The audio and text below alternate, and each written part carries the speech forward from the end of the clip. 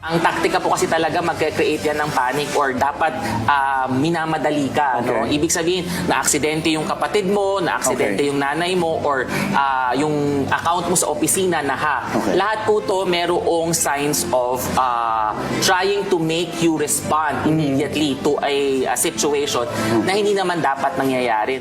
Pinag-iingat ng National Privacy Commission o NPC ang publiko kaugnay sa dumaraming kaso ng phishing o voice phishing.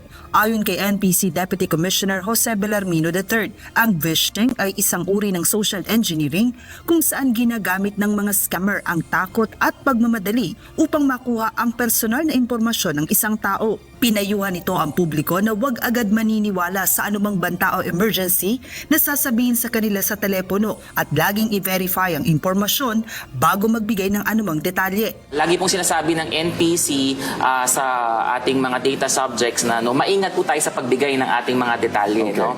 Huwag po basta-basta kung hindi naman kinakailangan. Kunyari, pumunta ka sa establishmento at hindi naman talaga nire-require ang numero mo dahil wala namang purpose, no? Pwedeng hindi mo ibigay. Pinayuhan din ng NPC ang mga negosyo at kumpanya na huwag mangolekta ng personal na impormasyon kung hindi naman ito kailangan, alinsunod sa prinsipyo ng proportionality. Ibig sabihin, dapat limitado lamang ang impormasyon na kinokolekta at ginagamit para sa malinaw na layunin. Sinasabi po namin sa ating mga naging biktima na bantayan niyo po yung mga accounts niyo kung meron po bang mga transactions na hindi niyo alam, no? Ibig sabihin na access na po nila yan dahil nga sa impormasyon na nakuha nila.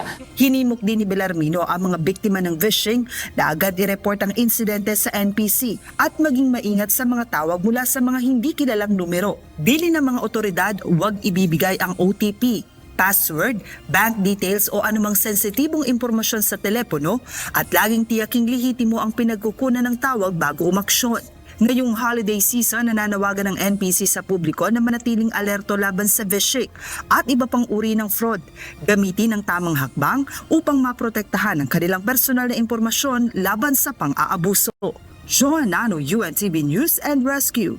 Diyos ang aming sandigan, serbisyo publiko ang aming pinahahalagahan.